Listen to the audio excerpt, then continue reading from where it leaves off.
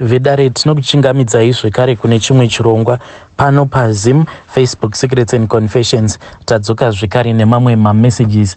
Rekedzai tibva tapinda mumamessages edu atadzoka takakubatirai. Message yedu yekutanga yakamira sekudai so. Mwanzi makadi zvenyu mukomanashi.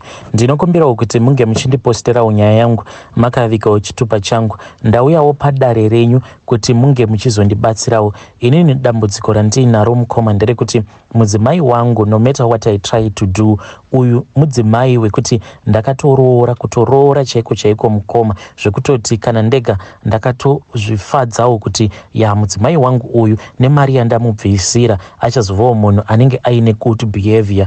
But mukoma, I think kuti shiri inenge iine muririro wayo, I don't think kuti inofa yakachinja. Ndozvandava kutoona pamudzimai wangu, asi still mukoma wangu mudzimai ndinomuda. Ndinoti kana ndikamutarisa so ndobva ndati zvino neattitude yako iyi kana ndikakuramba uchazodiwa nani. Iye anobva atoti inini basa newe handina basa newe, but kana ndikamuti handichakuda anobva atanga kuridza mhere kutozhamba chaiko. Well, inini nemudzimai wangu mukoma takasangana muno muSouth Africa, but wangu mudzimai pandakasangana naye ainge asina kana vhiki abva mukusvika muno muSouth Africa, ende ndakatoita wekutorongerwa nasisi vacho. Muone sisi vacho vane humwe hunhu hwekuti wega unoona kuti uyu ndiye anonzi mukadzi. Ruremekedzo rwavanopa murume wavo bankuru, ende vanotovapa ruremekedzo urwu kunyangwe pose patinenge tiinavo, because tinowanzokuenda zvedu tichinovashanyira because ivo vane imba yakati kurei. Saka tinoti paya pamaweekends kana tikazvifunga tinobva taenda zvedu kumba kwavo. Unotovaona vachitopfugamira mukomanashi, vanotovapfugamira ivo bankuru ava. Inini mabvi emudzimai wangu handimazivi mukoma, kusvika muzuva ranhasi handitombomazivi mabvi emudzimai wangu. Ipapo paainge achabva mukunosvika muno muSouth Africa, pandakamurongerwa naivo amai guru, ndakangofonerwa nemurume wavo, then ndikabva ndanzi ndinge ndichiuya kumba kwavo. Ndakati ndasvika kuya ndokubva ndangoona kuti nyaya dzacho dzainge dzichingoitwa dzainge dziri nyaya dzainge dzisina kana hadzo plan. Ivo amai guru ndivo vainge vachingoti bamunini titengereiwo kadhiringi zvikati. But I had seen kuti munin'ina wavo uyo ainge achangobvawo mukusvika muSouth Africa. She was very attractive. Aiwa, mukadzi iye aripo mukoma, mukadzi wangu ndinodada naye koma rwekuti ndega ndinoti kana ndikamufunga so kumuramba ndinonzwa zvichindirambira. Saka ndakabva ndazamawo kuimpresa. Ndakazoti time paya pandainge ndava kuperekedzwa nabankuru naivo amai guru. Ivo amai guru vakabva vati, bamunini muchinzwa ndichikuti bamunini uyu munin'ina wangu uyu ndikuda kuti ange achiwanawo munhu ari bho, ende imimi ndinoziva kuti ndimi munhu ari bho. Munin'ina wangu uyu muchimuona haasisiri mwana mudiki wekuti hatingatarisiri kuti asawana munhu waanenge achifambidzana naye. Saka ndasarudza imimi because mulocation muno pavarume vose vari muno mulocation I can see kuti imimi ndimi munhu ane hunhu pamunini. Saka ndakangokufarirai ende ndinoda kuti munge muchizondichengeterawo munin'ina wangu uyu mukoma. Paya ndakabva ndatopiwa manumbers amainini, ndakazotosara kuzotonosvika kumba ndava kutotaura nemudzimai wangu. Ndakati ndava kumba rudo rwainge rwava kutotsva paya. The following day ndichitobva kubasa ndakabva ndatoti ini amai guru mhuri yangu ndatofunga kuti ndinge ndichitodarika ndichiitora. Aiwa, ndakasekwa paya naamai guru, asi ndiwo musi wandakabva ndatotora mudzimai wangu because ndaida kumukasikira sezvandainge ndaudzwa nabankuru kuti bamunini uyu munhu wenyu uyu akanyanyisa kunaka, kana mukamunonokera muchazotorerwa nevamwewo mulocation munomu. Saka ndakabva ndatora munhu wangu, asi mukoma takati tasvika kumba after tabva mukuita bonde ndakabva ndangoona kuti munhu wangu uyu ane imwe behavior yekuti inongobohwa so because akangoseka, because ndakati ndangoenda pamusoro pake. Unoziva kuti munhuwo wekuti ane zvimadhimpu nemaziso mahombe. Saka aiti kana akatsinzinya paya paanonokuti neziso rake, haiwa unobva wanzwa ropa richimhanya. Ndikabva ndatadza kulasta for a very long time ndokubva ndatoproducer paya. Saka iye akabva angoridza zvake tsamwa. Ndakangofungidzirawo kuti itsamwawo dzemunhuwo ane chamubhowa. Later on ndava kutozama kuita nyaya naye, akabva atondisundidzira kure. Ndikabva ndati ko chiko nai mai mufana. Akabva ati handisi mai mufana vako, shuwa munhu ungaswera uchiproducer in less than 2 seconds kudaro. Zvakabva zvandibata, but ndikabva ndati tichapama. Munhu ndokubva aramba, akabva ati kupama handidi because ndinenge ndava kusemeswa. Ndo zvaanoita izvozvo. Iye anoti kana mukarara mose only once, anobva ati kuti ndinge ndichipama handidi because ndinenge ndava kusemeswa. Kunyange akanyanyisa kunyorova, anobva atoti it is far much better kuti timbomira bonde racho kuzosvika ndaoma mbichana kuzasi kwangu uko, because handidi kugara ndakanyorova nekuti ndinenge ndava kutonzwa kuda kutorutsa. Ndakabva ndaenda ndokubva ndanoripota kuna amai guru. Ndikabva ndati amai guru ndo mashurawo awa andiri kusangana nawo. Amai guru vakabva vati chingomujairirai munhu wenyu uyu because iye munhu ane tuhasha, saka mujairirei. Mukoma takazosvika pakuita mwana wedu ndichingoti zvichachinja especially ipapo apo patakazozvara mwana. Ndakabva ndati kana ega munhu achazviona kuti izvi zvekuraramisana life yechiginyabvu hazvina zvazvinokubatsira semunhukadzi, asi still mukomanashi mukadzi wangu ane chimwe chiginyabvu chinorwadza zvezviya zvekutoti dzimwe nguva unototi watobvawo kubasa wakafara, wotosvika uchitombundikira mudzimai wako, then obva atokuudza kutoti uri kunhuhwa, wadii watanga wageza usati waita zvekundihaga. Kisi chaiyo mukomanashi. Kisi akatondiudza kuti haangandikisi because hanzi mukanwa mangu munonhuhwa. Saka ipapo patainge tichangotanga kugara tose, ndakazviudza kuti maybe inini ndini ndisina good hygiene. Ndipo pandakabva ndatotanga kutozvidzidzisawo kuti munhu roll on unozora each and every time mazino ako you make sure kuti agarawo akachena, mumuromo mako unokwesha. I am now the most hygienic man that you can find mukoma, but nanhasi uno anongonditi kuti ndinge ndichikupa kisi ndinobva ndanzwa kuda kurutsa. Ndobva ndati why? Iye anoti paya patakatanga kugara tose mumuromo mako mainge muchishata, saka kakushata kaya akasati kapera mumukanwa mangu. So mukoma, even though ndakaroora mukadzi akanaka wekuti ndega ndinoona kuti iyi ingirozi yandigere nayo, but character yacho ndinotozvionera ndega kuti panapa ndakazvitorera dhimoni rangu, kachikwambo kangu kandigere nako kanongondistressa.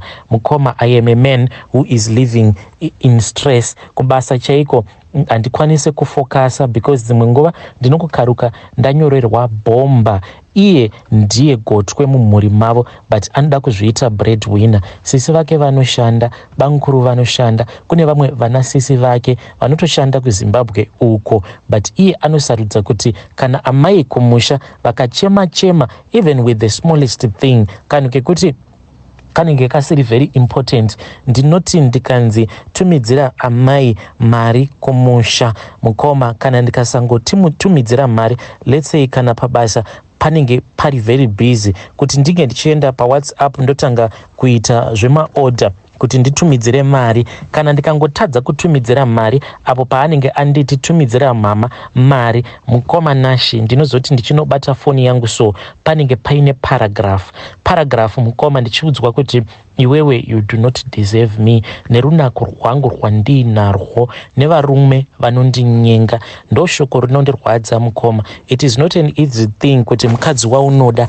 agare achingokuudza kuti kunyange ndikafamba so ndiri mutauni ndinokwanisa kuzobudamo mutauni ndanyengwa nevarume vanosvika kuma4. Saka kutokuda iwewe consider kuti ilaki rako ndo rakatoita kuti ndinge ndichikuda, because otherwise baba nana pamwe ndikadai ndakatotorwa neumwe murume wekutoti izvezvi so ndingadai nditori nemotikari yangu yandinenge ndakatogiftiwa. Saka mashoko ekuti anondirwadza mukoma. Inini pari zvino ndiri munhu wekuti ndapererwa, handichazivi kuti ndoita sei. Ndakambotanga ndichapopotedzana naye but ndasvika pakuneta, asi kurambana naye ndinonzwa moyo wangu uchirwadza.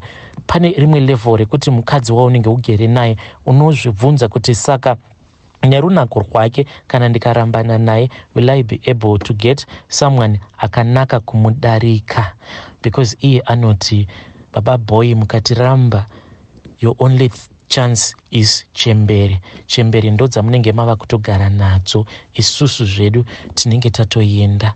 Anozviti she is a Lamborghini who is being driven by a beggar.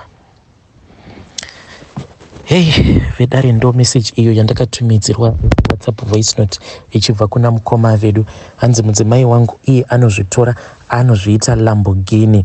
Apa anozviti I am a Lamborghini iri kudriviwa nemunhu asina chaainacho, iri kudriviwa neebega, munhu anopema achidriva Lamborghini. Zvimwe kuda mukoma kana vachizviona havo kuti maiguru ava she is a Lamborghini, dai henyu mangosiyana navo. Imimi henyu mozvitsvakirawo kaHonda Fit kenyu kanosvika uko kwamuri kuda kusvika, because maLamborghini awa iwo anongofambawo mutara dzakanaka. Vari kutozama kutokuudzai kuti inini handikwanisi kuti ndinge ndichimboti ndambopinda nemumarodhi ane mapothole kumbokwidza makomo. Inini ndinongofamba murodhi inenge yakatsetseka, saka panodawo zvimaHonda Fit zvekuti zvinokusvitsai uko kwamunenge muchisvika. Kunyange mukwidza ukarema, Honda Fit inenge ichingoshingira kusvika yakwidza gomo. Amenowo kuti munopaona sei vedare. Regedzai tibva taenda panyaya yedu inotevera. Nyaya yedu inotevera yakamira sekudai so. Hanzi makadi zvenyu mukoma Nash, inini ndinokumbirawo kuti munge muchindiposterawo nyaya yangu makavikawo chitupa changu. Mudhara wangu iye aita zvekutengesawo mbudzi pambudzi, vaenda vachinohodha mbudzi vobva vauya vachidzitengesa, kuzosvika inini ndichizonyora O level yangu ndokubva ndazotanga kutengesa mbudzi. Saka baba vangu nevamwe vavo avo vavainge vachishandidzana navo pakabva pazoitika kamwe kagodo, ende baba vangu ndokubva vazoisirwa mishonga iyo yakazovauraya. Baba vangu mukoma vakangofa vachibuda maronda pahuro pavo apa zvekuti huro yavo yakasvika pakuzvimba, tichitoona kutoti mukati menyama dzavo mune mapundu ari kumera. Baba vangu vakangofa zvikanzi yainge iri kenza, but makore acho iwayo zvekuti kune kenza vanhu vazhinji vainge vasati vakwanisa kuzvinzwisisa. Baba vangu vainge vachivaona vaingofungidzira kuti vari kurwara nechirwere cheAIDS because vakaonda baba zvekuti zvainge zvichinzwisa tsitsi. Asi inini manje ndakazoti ndava kufambirawo dzangu nyaya, ndipo pandakabva ndazoudzwa kuti baba vangu chainge chakavauraya mushonga uyo wavainge vakaisirwa musadza, because pambudzi ipapo vaingoti vakati fambei painge paine chimwe chishopu icho chaita zvekubika sadza. Saka vakati vaenda ikoko nabhururu wavo, ivo pavakasimuka vachinogeza maoko, bhururu wavo ndipo paakabva azomwaya mushonga uya. Asi baba vakatombobvunza kuti ko zviko zvawamwaya munyama, then bhururu wavo akabva ati maspices. Ivo baba pavakaona bhururu wavo achidyawo nyama iya vakabva vangoti aiwa hapana chaiswamo, maspice aiswamo, ndokubva vadya vose. Asi bhururu wavo ainge akatogadzirwa kudhara nen'anga iya kuti mishonga yacho isazomuafekta, asi inge ichizongoafekta baba vangu. Baba vakatanga kurwara ndokubva vazoshayika pakuzonogovana.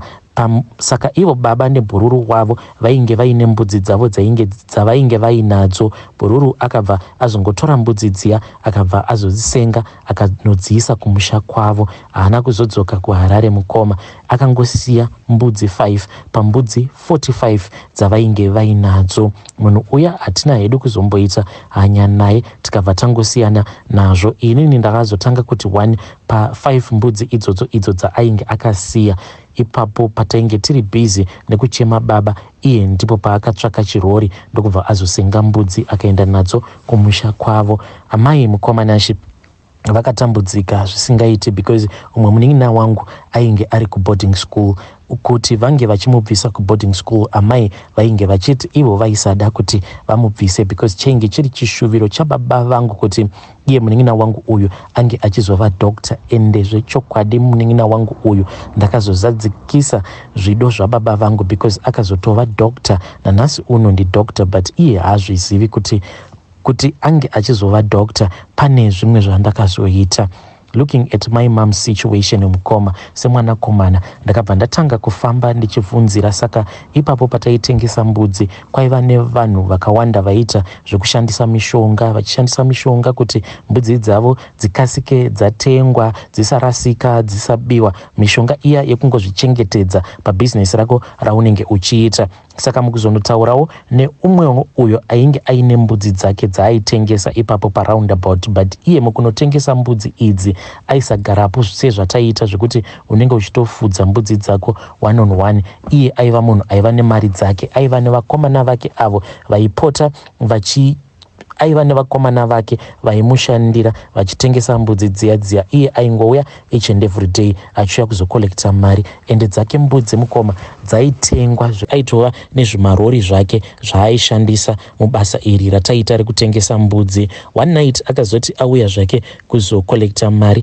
ndakabva ndati mudhara ndinokumbirawo kutaura nemi. Akabva ati pinda mumotikari mufana, chii chiri kuitika? Ndakabva ndamuti mudhara, munoona ende munoziva situation yakaitika kuna mudhara wangu, ende tararai muone kuti kubva zvandakatanga basa iri ndiri kustruggle because ndiri kuti kamari kose kandinenge ndabata kumba uko ndo kamari futi kari kuzobatsiridzana nekamusika ako kamama kavainako kuti tinge tichiramba tichingowana mari yekuendesa munin'ina wangu kuchikoro. Mudhara uya akabva atanga kundipa mabusiness plans mamwe ekuita, but ndakabva ndati mudhara, it is the same, imi muri munhu mukuru, ende panapa I have seen kuti vanhu vazhinji vanoti mishonga iyo yavanenge vainayo muzvibhegi zvavo paya pekuti vanenge vava kupa mbudzi dzavo mvura yekunwa, pane vamwe vanoisa masanzu mumvura iyoyo, vamwe vanoita zvekudira mishonga inenge yakaita powder.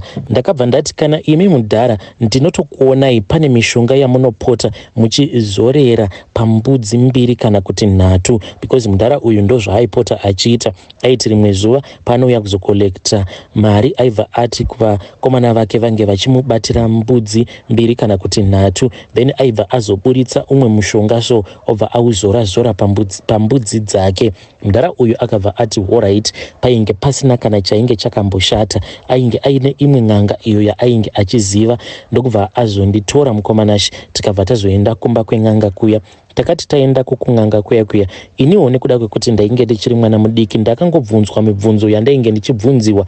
Iye mudhara uyu kunyange ainge asina ukama neni, ukama hweropa, ndiye ainge achibvumira pane zvose izvo zvandainge ndichibvunziwa kuti ndinozvigona here, hongu kana kuti kwete. Aingoti hongu. Saka ndakabva ndazonzi pambudzi dzangu idzo dzandainge ndiinadzo at that time ndainge ndava nembudzi 7, ndikabva ndadzi ndaifanira kuzotora 1 mbudzi ndobva ndazouya nayo kumatare, ndiyo yainge ichingodiwa nen'anga iyoyo. Takabva tazotora mbudzi iya tikatoitakura nemotikari yemudhara iyeye tikabva tazoenda kumba kweng'anga iya. Takati taendako kumba kweng'anga iya, then ng'anga iya ikabva yati mbudzi iyi yaifanira kuti inge ichizoslotewa, neniwo ndaifanira kuti ndige ndichizodyawo nyama yacho mukoma yakazogochewa, but takaidya nyama yacho yembudzi isina kana kumboiswa munyu, but inini ndini ndakanzi ndaifanira kuti ndinge ndichislota mbudzi iyi, ende ndakazviita huri usiku. Mukoma ndakati ndichingonopedza kuslota mbudzi iyi, sekuru ava vakanditi ndaifanira kungoramba ndakamirapo panze ndakabata musoro wayo mbudzi yacho iyoyo, asi ndakangoti ndarohwa nechadzimira. Pandakazopepuka mukoma ndakabva ndazoona kuti ndainge ndakabata musoro waamai vangu mumaoko angu, ndainge ndakazara ropa muviri wangu wose. Ndokubva sekuru vaya vazobuda apa, vamwe vakomana vavo sekuru vainge vatori busy vachigocha nyama. Mbudzi iyo yakanzi yaifanira kuti inge ichidyiwa yose usiku ihwohwo, then zvinenge zvasara zvaifanira kuti zvinge zvichizongoiswa muzidishi zvorara zviri panze. Mangwana makuseni mukoma takangowana mudishi muyamya musina kana chinhu, zvose zvakadyiwa, ende zvakadyiwa nechikwambo icho chainge chichitogadzirwa navo sekuru ivavo, chikwambo icho chandinoshandisa muzuva ranhasi. Chikwambo ichi pakashandiswa ropa raamai vangu kuti chinge chichizomotswa. Inini ndakati ndapepuka kubva pandakarwa nechadzimira, ndikationa kuti ndainge ndakabata musoro waamai vangu uchitotaura. Wainge uchitongotaura kuti nhai mwanangu konda kutadzirei, nhai mwanangu konda kutadzirei. Ndokubva ndazodanwa nasekuru vaya, ndakapinda mudare muya, ndokubva ndapiwa mimwe mishonga yekusimbisa hana yangu kuti hana yangu isazoita nhete paya pandinenge ndava kutanga kuita 1-on-1 ndichitarisana nechikwambo icho chavainge vachigadzira. Amai vangu vakazoshayika mukoma, and I am very sorry to say this, but amai vangu vakafa vasina musoro. Musoro wavo mukomanashi ndinogara nawo, ndine chimwe chibhasiketi chandinacho chakaita chidendeso. Muchibhasiketi imomo ndimo munogara musoro wavo amai vangu ava. Hey, vedare ndo message iyo yandakatumidzirwa ichibva kuna mukoma vedu. Hanzi amai vakati vangoendeswa kumusha, taenda kunovaviga kumusha kwavo. Amai vangu ndakati ndadzoka, musoro wavo wainge utorimo mumotikari umo matainge tiri, because sekuru ndivo vakabva vazodhiraivha neni vachibva kumusha, asi munin'ina wangu ndakambomusiya kumusha, inini ndichidzoka kubasa kuHarare. By the time yandakazoenda kunomutora, ndainge ndava kutokwanisa kutoafoda kubhadharira munin'ina wangu uyu mari ye-school fees for the full year. Apa he was at a boarding school. Hanzi ndaingobhadhara mari yacho ka1 rate ndo raizongondidya, ndobva ndazonoita top up. Hey, zvakangoma hazvo veduwe kugara nemusoro waamai vako mumba mako. Hanzi ndine zvivindi mukoma, ndakapiwa zvivindi, ndakasimbiswa hana yangu kuti ndisatya izvo zvandinosangana nazvo. Hey, zvakangoma hazvo veduwe. Please let us talk about this issue in the comment section.